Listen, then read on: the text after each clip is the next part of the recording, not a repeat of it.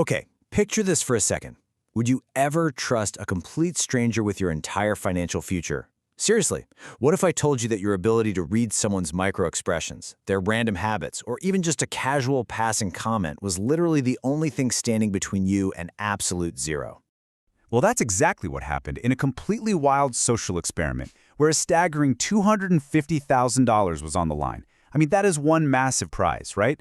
But it's wrapped up in this intense catch-22 that absolutely forces us to look super closely at human psychology, deception, and, vulnerability.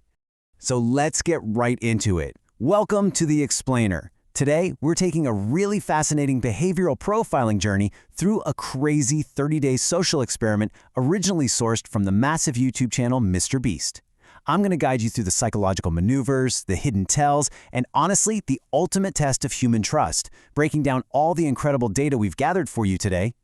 All right, first up, the $250,000 catch. 30 days, 5 strangers, and one massive choice. So here's the totally grueling premise the main subject, Allison, was put through. She is physically handcuffed to a complete stranger. She has to live with them, tolerate them, but wait, it gets crazier. She isn't just analyzing one person. She gets a brand new stranger handcuffed to her every 5 days. Day 1, day 5, day 10, day 15, and day 20. That means Allison constantly has to reset her baseline for trust. She has to get close enough to figure out their true intentions, all while carrying this terrifying thought that any one of them could be secretly plotting to take all her money. Because at the end, whoever she picks faces a classic prisoner's dilemma.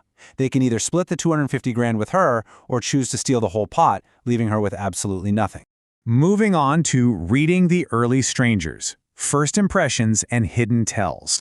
Now, during this first phase, Allison had to rely completely on rapid behavioral profiling. And get this, she couldn't even speak a word to the candidates. Take day 1, for example. She's presented with 3 silent candidates and has to quickly calculate the hidden risks just based on how they look. There was the granny. She looked sweet, for sure, but Allison accurately guessed she might be a deceptive backstabber playing up the whole innocent act. Then you had the gym bro, who just felt a bit too physically intimidating to literally be chained to for days. So she goes with the middle option, Bryce the biker, who looked friendly and signaled that he could cook. It was a highly calculated risk based purely on optics. By day 5, the psychological profiling gets even trickier. This time she's looking at a pregnant mom and a lawyer. Allison made this really astute observation that the pregnant mom, even though she seems super wholesome, actually has a way higher justification to steal the money, right? She has a growing family to provide for. The lawyer, on the other hand, might already be wealthy and not need the cash. But Allison immediately spotted this sneaky little smirk on his face that just set off all her alarm bells. So, avoiding both of them, she goes for the third option, Skylar, a college cheerleader, figuring her motives might be a little less cutthroat. But, as we see, relying on those initial stereotypes can instantly backfire. While they're just hanging out, Allison deliberately feeds Skylar a piece of information just to test the waters, casually mentioning the size of the prize pool. And Skylar completely breaks character. She practically blurts out, "Wait, 250?" It was a massive psychological slip-up. In just that fraction of a second, Skylar inadvertently revealed she was already calculating the entire prize pot for herself, which instantly shattered whatever baseline of trust Allison was trying to build. All right, on to escalating the chaos. Grocery stores and crashing planes. As if analyzing strangers isn't hard enough, the experiment starts aggressively shifting their physical environments. And honestly, this is a super common tactic in psychological profiling.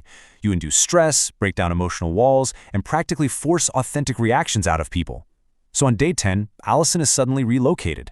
She's chained to Juan, a really wholesome construction worker and father of 6, and they are literally trapped inside a massive grocery store where other contestants are trying to survive by eating only store food.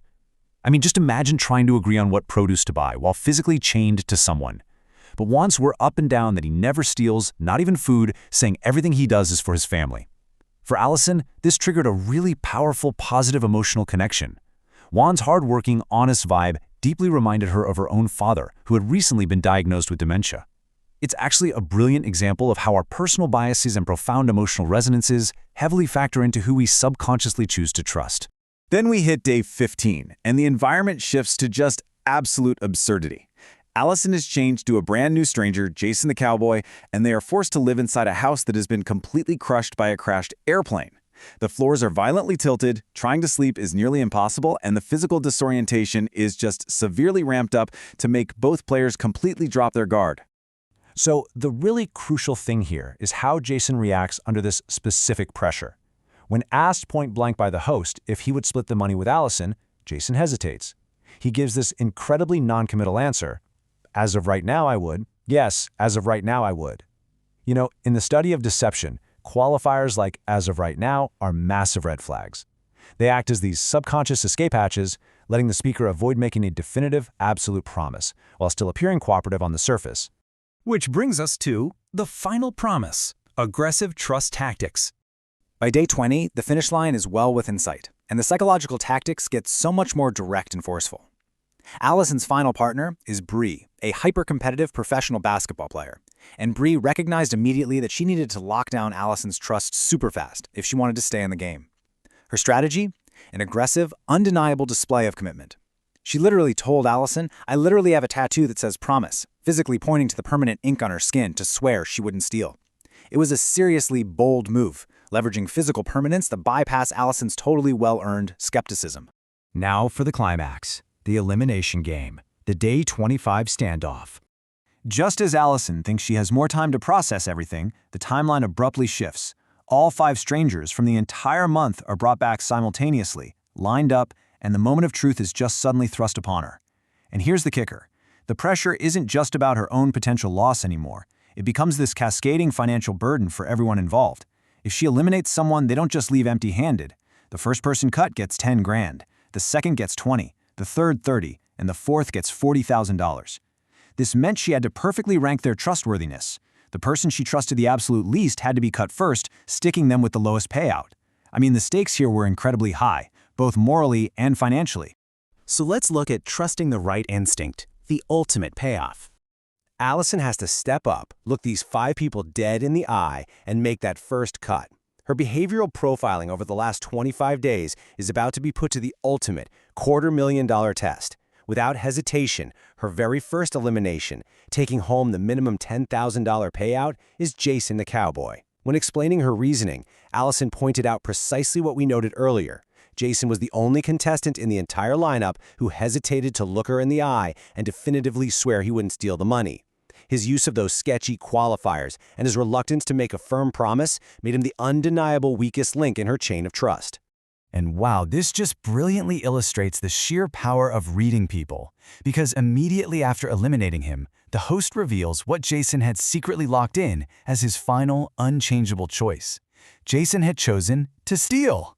No way, right? If Allison had ignored her instincts, if she had bought into his whole friendly cowboy persona and let him survive to the very end, he would have walked away with all $250,000, and she would have been left with literally nothing. Her behavioral profiling worked flawlessly, and it totally saved her from complete ruin. So I want to leave you with this final thought to chew on. In a high-stakes game of deception, surrounded by carefully constructed personas and these totally bizarre, high-pressure environments, would your instincts have saved your $250,000? Really think about the tells, the micro-expressions, and those passing, casual comments you see in your own daily interactions. Are you truly reading the people around you? Thank you so much for joining me for this explainer, and hey, keep a sharp eye out there. Hello, welcome to Hollywood Movie Story, guys. So please subscribe and support for me more. And hey YouTube, this my activities is short, small and creativity. So guys, full watching my Hollywood Movie Story, and thank you for hey YouTube. Now is mass content is my content. I am activity this okay.